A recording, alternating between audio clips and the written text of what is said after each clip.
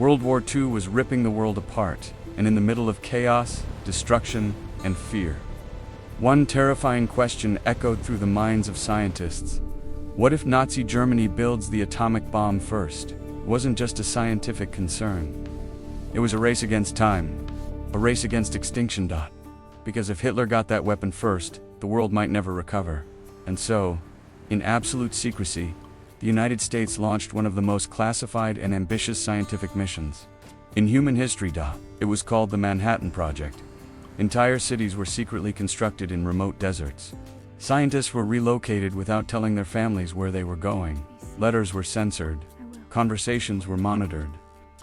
Thousands of physicists, engineers, mathematicians, and chemists were gathered behind barbed wire fences for one single purpose: split the atom before the enemy does.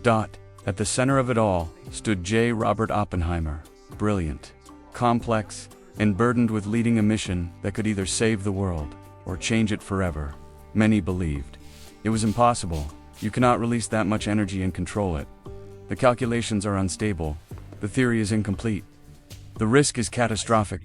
But fear pushed them forward.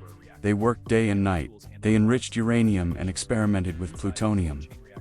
They calculated neutron behavior and chain reactions that could spiral beyond control in less than a second. They failed repeatedly. Reactions overheated. Materials melted. Equations collapsed under real-world pressure. Months of work disappeared in an instant. Each mistake reminded them of one thing. They were playing with the most powerful force in the universe, but they didn't stop, because somewhere in Europe, another team of scientists might have been doing the same thing. Then came July 16, 1945.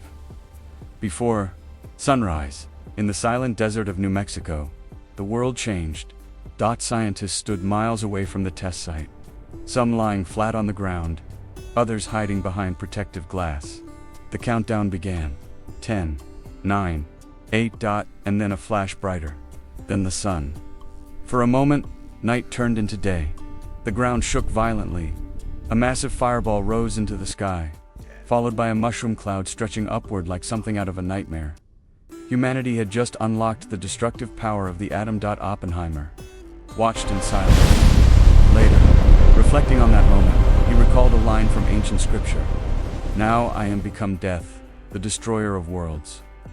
In that instant, science was no longer just discovery, it was responsibility.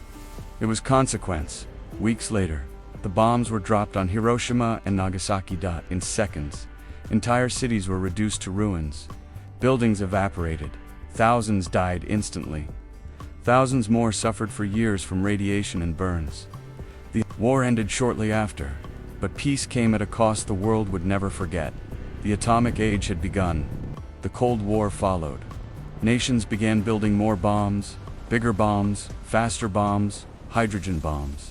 The world entered a new era where humanity held the power not just to win wars, but to erase itself entirely. So who truly built the atomic bomb? Was it Oppenheimer, the scientific leader?